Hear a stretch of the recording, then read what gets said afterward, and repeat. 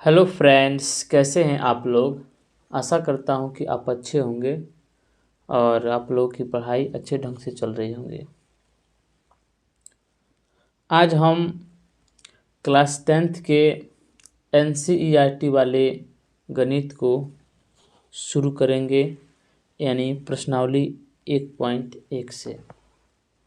इस चैनल पे हमने एक माह पहले अर्थमेटिक प्रोग्रेशन यानी AP और त्रिकोणमिति का पूरी वीडियो डाल चुके हैं।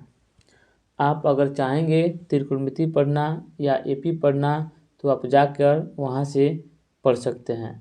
प्लेलिस्ट में सारी वीडियो डाल दी गई हैं, आपको खोजने में आसानी होगी। आज हम प्रश्नावली 1.1 को समझेंगे। देखिए, क्वेश्चन नंबर 1 में कि निम्नलिखित संख्याओं का HCF ज्ञात करने के लिए यूक्लिड विभाजन एल्गोरिथ्म का प्रयोग कीजिए। ऐसे में HCF हम भाग विधि द्वारा बहुत ही आसानी तरीके से ज्ञात कर सकते हैं, लेकिन हमें भाग विधि द्वारा ज्ञात नहीं करना है। हमें कैसे करना है? यूक्लिड विभाजन एल्गोरिथ्म का प्रयोग करके। तो आइए हम इसका बहुत ही सरल मेथड समझने वाले हैं। सबसे पहले हम इसको भाग विधि द्वारा एक रफ कॉपी पे HCF ज्ञात कर लेंगे, ताकि आप लोगों को इसको बनाने में बेहद ही सुविधा प्राप्त होगी। ठीक, देखिए, हम आपको कम टाइम में अच्छा नॉलेज देना चाहते हैं, इसलिए हम भाग विधि द्वारा पहले से ही लिख कर यहाँ ला चुके हैं। देखिए, भाग विधि में हम यही ना करते हैं, यहाँ 225 है, यहाँ 135 है, तो 135 में 225 से भाग देंगे, यानी 135 में 225 से भाग देंगे। अब फिर देखिए, एक मर्त में गया तो 135, इसको घटाए हैं तो कितना प्राप्त हुआ? 90।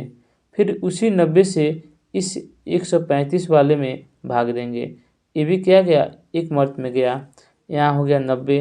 फिर 135 में से 90 निकला, कितना बचा? 45। फिर इस 45 से इस 90 में भाग देंगे तो 45 दूना 90, यानी कट कर HCF क्या हो गया? 45 हो गया। इसी को हमें यूक्लिड विभाजन परिमेय का उपयोग करके इसको सॉल्व करना है। देखिए हम कैसे सॉल्व करते हैं। देखिए, सेम इसको देखते रहिए। यूक्लिड विभाजन एल्गोरिथ्म में सबसे पहले इसका व्यंजन देख लेते हैं कि इसका व्यंजन कैसे होता है। देखिए यहाँ पे देखिए, इसका व्यंजन इस रूप का होता है, यानी A = BQ + R। ठीक, जहाँ R क्या है? 0 से 12 या बराबर हो सकता है, लेकिन B से क्या है? छोटा है। ठीक, अब देखिए, A क्या है? A को भाज्य कहते हैं, यानी डिविडेंट कहते हैं, और B को क्या कहते हैं? भाजक कहते हैं, यानी डिविजर कहते हैं। ठीक, Q को भागफल यानी इक्विवेलेंट कहते हैं, और R को शेषफल यानी रिमाइंडर कहते हैं। ठीक, इसको हम शॉर्ट फॉर्म में ऐसे भी लिख सकते हैं, भाज्य बराबर भाजक गुणे भागफल जोड़ शेष।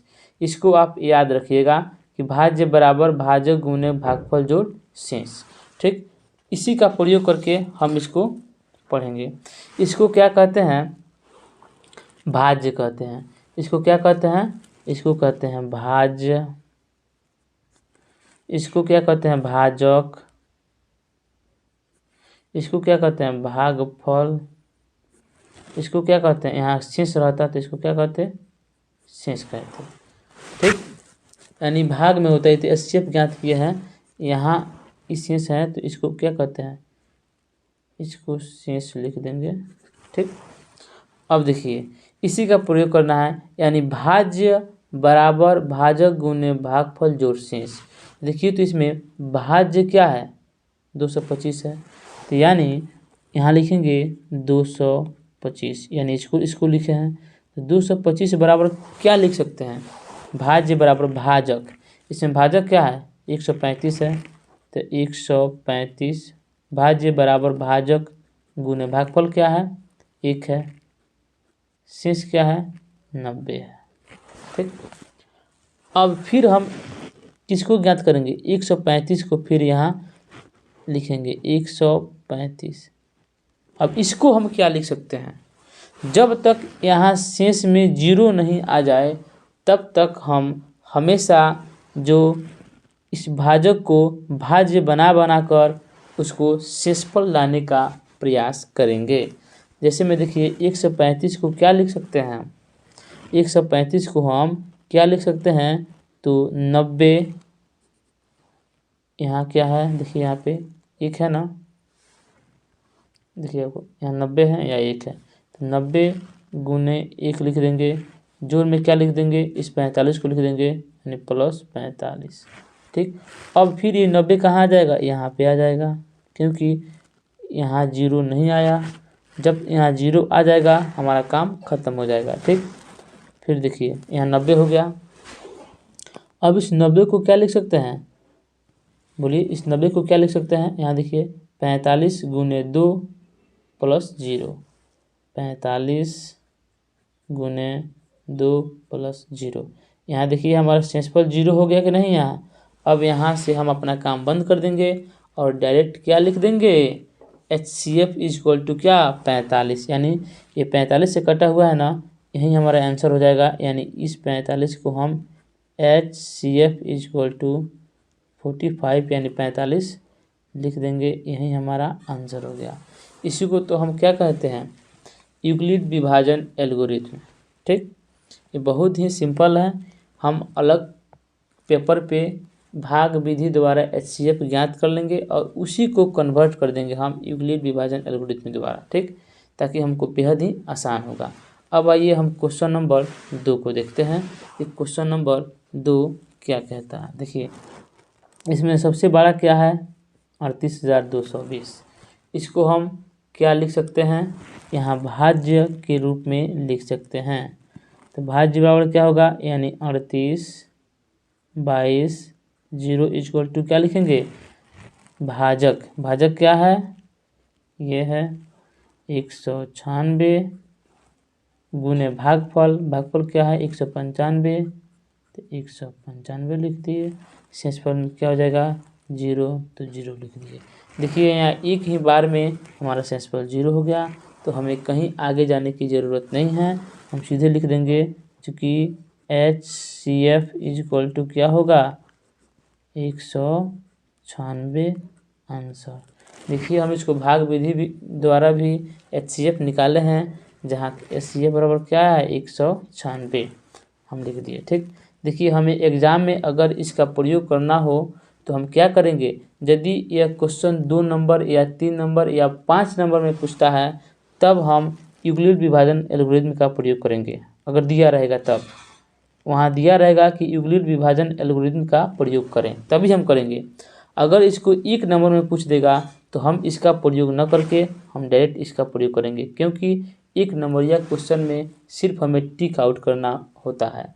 हमें एग्जामिनर ये नहीं पूछता है कि आप किस मेथड के द्वारा इस क्वेश्चन को सॉल्व किए हैं, सिर्फ उसे सही क्वेश्चन की ज़रूरत होती है। तो हम इसका यानी भाग विधि द्वारा जो मसौ होता है उसको निकालेंगे और हम अपना आंसर लिख देंगे। ठीक, अब आइए हम क्वेश्चन नंबर 3 की बात करते हैं। क्वेश्चन नंबर 3 देखिए, क्वेश्चन नंबर 3 में हम सिर्फ जिस तरह क्वेश्चन नंबर 2 बताए हैं वैसा ही क्वेश्चन नंबर 3 हम पढ़ेंगे। देखिए इसको हम क्या लिख सकते हैं, अब बताइए इसको हम क्या लिख सकते हैं। सबसे बड़ा है ना ये, इसको क्या यहीं पे लिख देंगे 867। इसको हम क्या क्या लिख सकते हैं 255 गुने 3, यानी 255 में 3 से गुना करेंगे और शेष कितना बचेगा 102। ठीक, अब फिर क्या करेंगे इस 255 को यहाँ लिखेंगे, यानी 255 = क्या हो जाएगा 102 गुने 2 + 51। ठीक, फिर 102 कहाँ आ जाएगा, यहाँ आ जाएगा, यानी किस स्वरूप में आ गया, भाज्य स्वरूप में आ गया 102। भाज्य बराबर क्या होता है, भाजक। भाजक क्या लिखेंगे यहाँ, 51 गुने 2 प्लस 0, यानी 51 दूना 102 हो गया, अब प्लस 0 कितना हो गया, 102 हो गया। यानी इसको 102 लिखने का तरीका ये है। ठीक, अब हमारा HCF क्या मालूम हो गया, HCF इक्वल टू 51 हो गया। यही हमारा आंसर हुआ। देखिए हम इसको भाग विधि द्वारा इस प्रकार भी बना सकते हैं। देखिए ठीक, आपको दिखाई दे रहा होगा। देखिए हमने इसको क्या किया है, 867 में 867 के यहाँ लिख दिया है।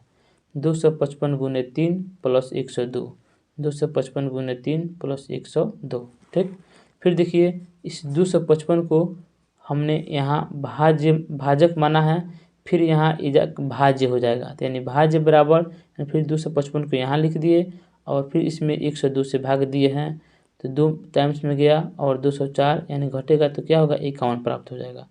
फिर 51 में 102 से भाग देंगे, 51 से 102 में भाग देंगे हम। ठीक, फिर 2 मर्द में कट गया। ठीक, तो हमारा HCF यहाँ भी 51 प्राप्त हो गया और यहाँ भी 51 प्राप्त हो गया। यानी हम सरल सी बात है कि हम क्या करेंगे, भाग विधि द्वारा एक अलग पन्ना पे HCF निकालेंगे और उसी को सजाकर हम यूक्लिड विभाजन एल्गोरिथम की तरह उसको सजा देंगे, तो हमारा आराम से आंसर निकल जाएगा। ठीक, तो चलिए हम क्वेश्चन नंबर कौन सा, तो क्वेश्चन नंबर 2 की बात करते हैं। क्वेश्चन नंबर 2 देखिए,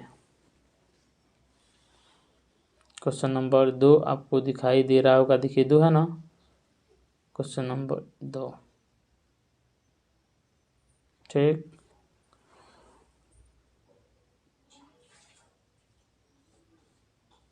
दर्शाइए कि कोई भी धनात्मक विषम पूर्णांक 6q+1 या 6q+3 या 6q+5 के रूप का होता है जहां q कोई पूर्णांक है।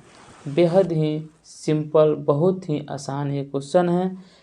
देखिए यहाँ पे हमें सिर्फ ये ध्यान देना है कि कोई भी धनात्मक विषम पूर्णांक, तो धनात्मक विषम पूर्णांक होता क्या है, धनात्मक विषम पूर्णांक का मतलब होता है कि पॉजिटिव इंटीजर नंबर। ठीक, यानी वो ऋणात्मक नहीं हो, यानी जैसे में 1, 3, 5, 7, 9, 11, 13, 15, 17, यानी जितना भी आगे हम बढ़ते जाएं उतना ही बहुत सारा है।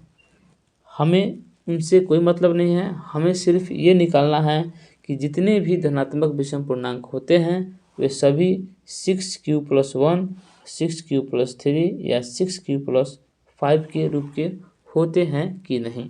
तो चलिए हम इसको देखते हैं कि बात सही है या गलत। ठीक, तो सबसे पहले हम क्या करेंगे, यहाँ हम मान लेंगे कि q = 1, 2, 3, 4, 5, 6, 7, अब जहाँ तक मानना चाहेंगे वहाँ तक मान सकते हैं। तो यहाँ लिखते हैं हम, देखिए और नीचे आ जाइए।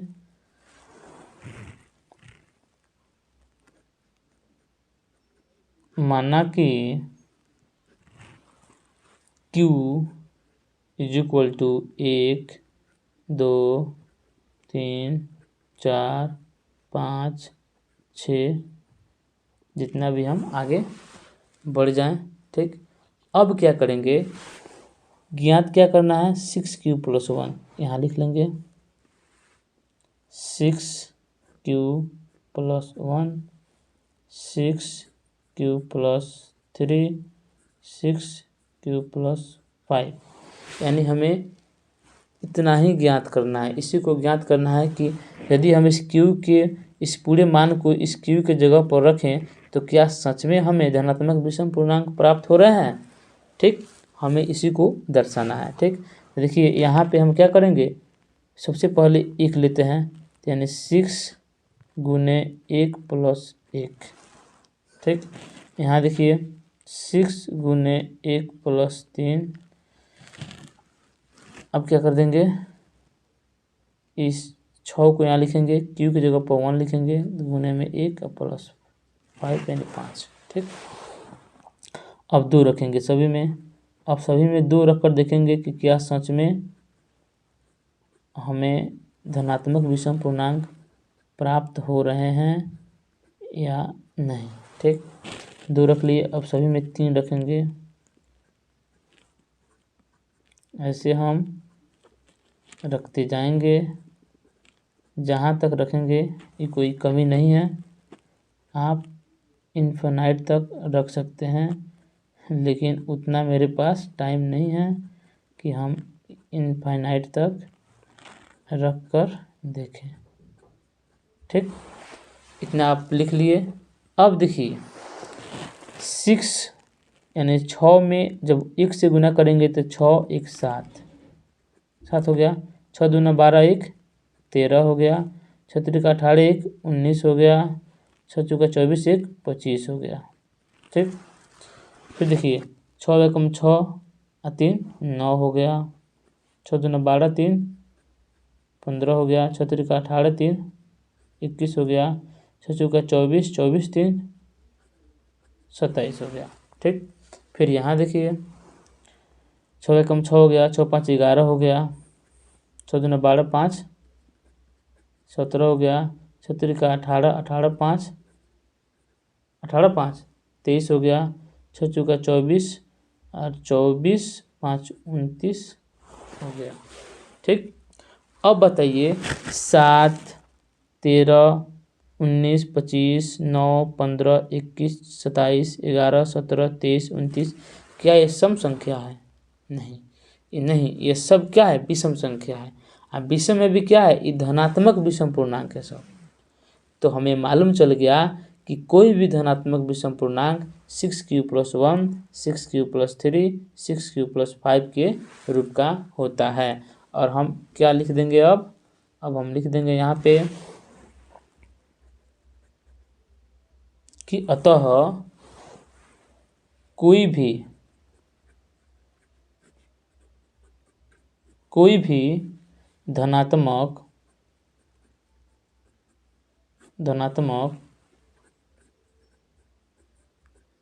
विषम पूर्णांक 6q + 1 6q + 3 या 6q + 5 के रूप का होता है। ये हमारा आंसर हो जाएगा। देखिए तो कितना सरल है, आप इसका स्क्रीनशॉट ले सकते हैं। अब आइए हम क्वेश्चन नंबर 3 की बात करते हैं। क्वेश्चन नंबर 3 बेहद ही आसान है। देखिए कैसे, क्वेश्चन को पढ़िए। किसी परेड में 616 सदस्यों वाली एक सेना के टुकड़ी को 32 सदस्यों वाले एक आर्मी बैंड के पीछे मार्च करना है। दोनों समूहों को समान संख्या वाले स्तंभों में मार्च करना है। उन स्तंभों की अधिकतम संख्या क्या है जिसमें वे मार्च कर सकते हैं। यानी कुल 616 सदस्य वाली एक सेना है और 32 सदस्यों वाली एक आर्मी बैंड के पीछे मार्च करना है और सभी की संख्या बराबर होना चाहिए। इसकी मैक्सिमम संख्या क्या हो सकती है, इसको ज्ञात करने के लिए सबसे पहले क्या करेंगे, हम इसका HCF ज्ञात कर देंगे। ठीक, इसका क्या कर देंगे, HCF ज्ञात कर देंगे। देखिए इसमें तो हमें ये कन्फर्म नहीं है कि हम भाग विधि द्वारा ज्ञात करें या यूक्लिड विभाजन द्वारा ज्ञात करें, लेकिन इसमें यूक्लिड का बात कर रहे हैं तो उसी का प्रयोग करेंगे। ठीक, तो देखिए 616, ठीक, इसका हमें क्या करना है और 32, इसका हमें HCF ज्ञात करना है। ठीक, तो ज्ञात कर देंगे। अब देखिए 616 को हम क्या लिख सकते हैं, बोलिए। लिख सकते हैं 32 गुने 19 + 8। ठीक, अब देखिए फिर यहाँ सेंसफल 0 नहीं आया तो 32 कहाँ आ जाएगा, यहाँ आ जाएगा। अब क्या लिखेंगे, 8 गुने 4, 8 चौका 32 होता है और जोड़ में 0 लिख देंगे, यानी शेष 0 हो गया यहाँ पे। अब हमारा HCF क्या हो जाएगा, हमारा HCF 8 हो गया। हम इसको भाग विधि द्वारा भी निकाल सकते हैं, जैसे में देखिए। ठीक, यहाँ भी HCF क्या है, यहाँ भी HCF 8 ही है। ठीक, अब हम यहाँ क्या लिखेंगे, देखिए क्या लिखेंगे यहाँ पे, हम स्तंभों की अधिकतम संख्या ज्ञात करना है तो लिखेंगे चूंकि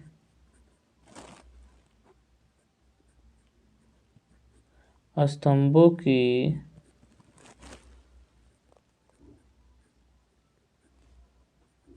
अधिकतम संख्या 8 है, जिसमें वे मार्च कर सकते हैं। यही क्या हो गया, हमारा आंसर हो जाएगा। ठीक, तो इसका आप स्क्रीनशॉट ले लीजिए, क्योंकि क्वेश्चन आपको किताब में मिल जाएगा, आंसर आप स्क्रीनशॉट ले लीजिए। ठीक, अब हम क्वेश्चन नंबर 4 की बात करेंगे कि क्वेश्चन नंबर 4 क्या कहता है।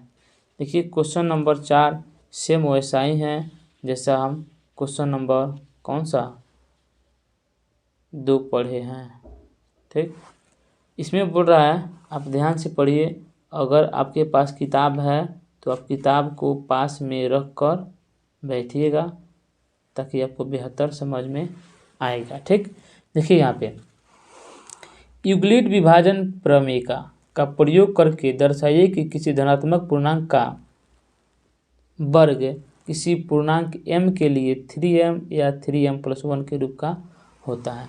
बात वही है जैसे हम पढ़े हैं। देखिए 3m कह रहा है यहाँ पे, तो 3m से हमें क्या कंफर्म हो रहा है कि जब भी हम q का मान अगर q मानेंगे या x मानेंगे या जो भी मानेंगे, वो उसका यदि हम वर्ग करें तो 3 से बड़ा होना चाहिए।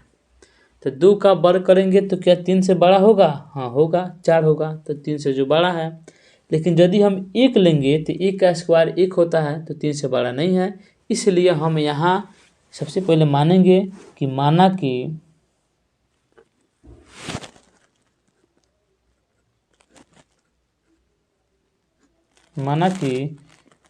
q इक्वल टू, हम मान रहे हैं q इक्वल टू क्या 2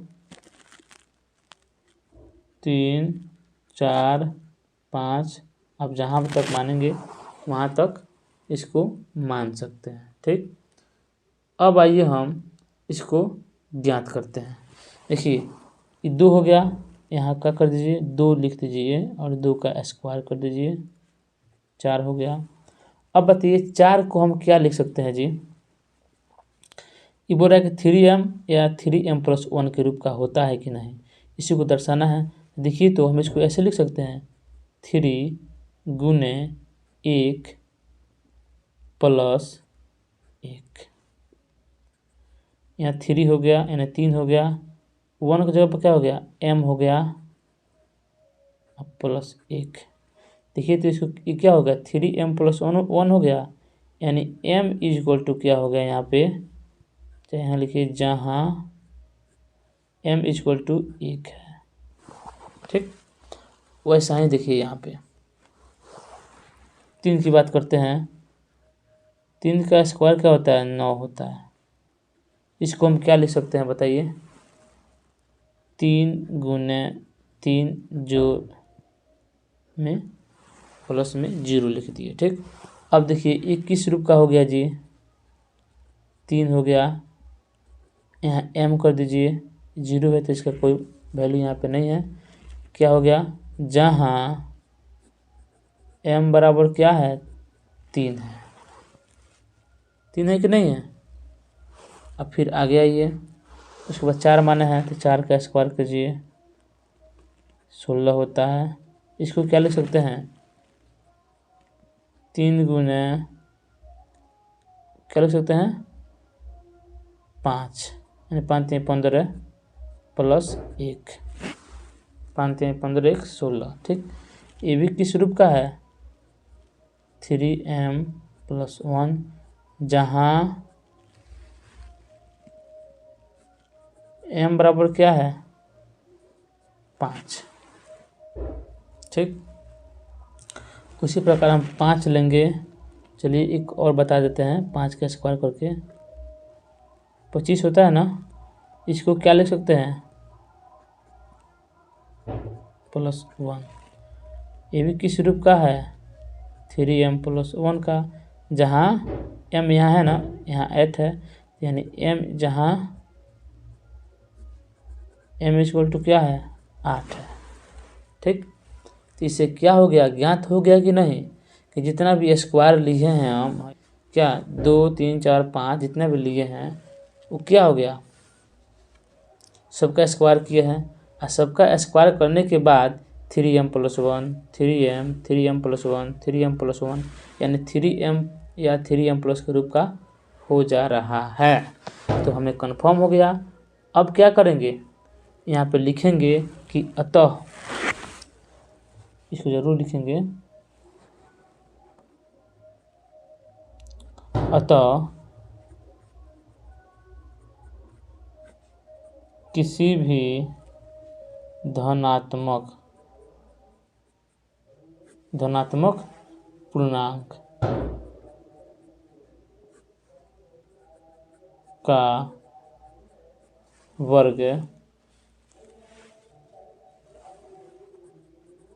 3m या 3m + 1 के रूप का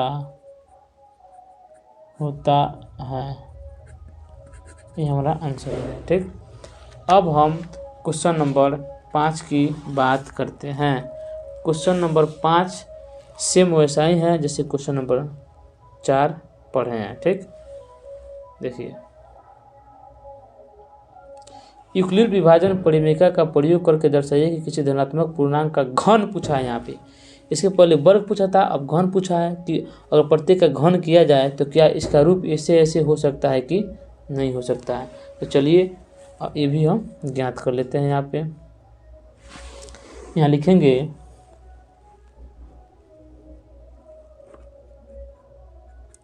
माना कि धनात्मक पूर्णांक, लिखेंगे धनात्मक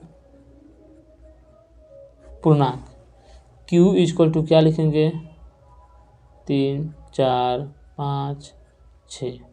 अब आप पूछिएगा कि आप q = 1 या 2 काहे नहीं लिखे हैं। तो यदि हम 1 का वर्ग करेंगे तो क्या यहाँ पे 9 आएगा, यहाँ 9 से ऊपर आना चाहिए। 2 का भी अगर q कर रहे हैं तो 8 आएगा, जो क्या है 9 से छोटा है। 3 का वर्ग 27 होता है, इसलिए हम इसको लिए हैं 3। ठीक, अब आइए यहाँ देखिए 3 लिए हैं, 4 5 6 आप याद रखिएगा। सबसे पहले हम यहाँ क्या ले रहे हैं 3 ले रहे हैं। 3 का क्यूब क्या होता है 27 यानी 27 होता है। इसको क्या लिख सकते हैं 3 गुना 3 प्लस 0 हो गया। ठीक, इसको और क्या लिख सकते हैं 3 हो गया, 3 की जगह पर क्या m कर देंगे, यहाँ 0 का कोई महत्व नहीं है। अब देखिए तो 3m के रूप का हो गया कि नहीं, यहाँ गलती हो गया। देखिए कौन सा, यहाँ 9 लिखेंगे तब तो 9 का 27 + 0 27 हो गया। यहाँ भी क्या हो जाएगा 9 हो गया, सॉरी। ठीक, ये 9m हो गया। यहाँ क्या बोल रहा है कि 9m या 9m + 1 या 9m + 8 के रूप का होता है। ठीक, अब क्या करेंगे हम 3 हो गया, अब 4 लिखेंगे। 4 का क्यूब क्या होता है 64 होता है। अब 64 को हम क्या लिख सकते हैं, यहाँ हम ये भी लिख सकते हैं कि जहाँ m इज इक्वल टू 3। ठीक, अब 64 को क्या लिख सकते हैं, 9 गुने 7, 9 सत्ते 63 और प्लस 1। ठीक, 21 रूप का हो गया 9m प्लस 1, जहाँ m इज इक्वल टू क्या है, 7 है।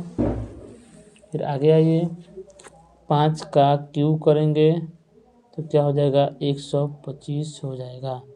इसको क्या ले सकते हैं, 9 गुना 13 प्लस 8। ठीक हो गया ना। अब इसको हम क्या ले सकते हैं, 9m प्लस 8। ठीक, जहाँ m इज इक्वल टू क्या है, 13 है। अब हम कंफर्म हो गए हैं। देखिए यहाँ 9m, यहाँ 9m प्लस 1, यहाँ 9m plus 8, 9m plus 1, 9m plus 8 रूप का होता है। क्लियर हो गया। अब हम आराम से लिख सकते हैं क्या,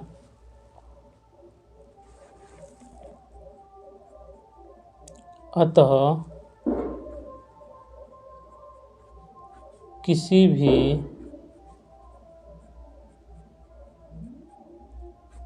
धनात्मक पूर्णांक घन होगा, घन 9m प्लस 1। ठीक, 9m प्लस 8 यानी 8 के रूप का होता है। ये हमारा क्या हो गया, हमारा आंसर हो गया। यानी आज हमारा क्वेश्चन पूरा फाइनल हो गया। आज हम 1.1 को पूर्ण रूप से पढ़ लिए। ठीक, आप यहाँ 6 का क्यूब करके ज्ञात भी कर सकते हैं, लेकिन हमें ये 3 दिखाना था, 9m प्लस 1 और 9m प्लस 8, जो कि दिखा दिए, सिद्ध हो गया। अतः अब हम इस क्लास को यहीं स्टॉप करते हैं। आप से अनुरोध है कि आप इस वीडियो को पढ़ने वाले स्टूडेंट के पास ही पहुंचाइएगा। ठीक, क्योंकि हम इसमें बहुत ही मेहनत करके वीडियो अपलोड करते हैं, बनाते हैं सिर्फ आपके लिए, ताकि आप पढ़ के कुछ कर जाएं। मान लीजिए कोई गरीब बच्चा है, उसके पास ट्यूशन की फीस नहीं है, या कोई ट्यूशन उपलब्ध वहाँ नहीं है, ट्यूशन के लिए कहीं दूर जाना पड़ता है, तो वो बच्चा तेज होते हुए भी नहीं पढ़ पाता है। हम सिर्फ उन्हीं बच्चों के लिए वीडियो बना रहे हैं, ताकि वो बच्चे आसानी से पढ़ के अपने मुकाम को हासिल कर लें। तो चलिए आज के लिए इतना ही, कल फिर मिलते हैं नए वीडियो के साथ। जय हिंद।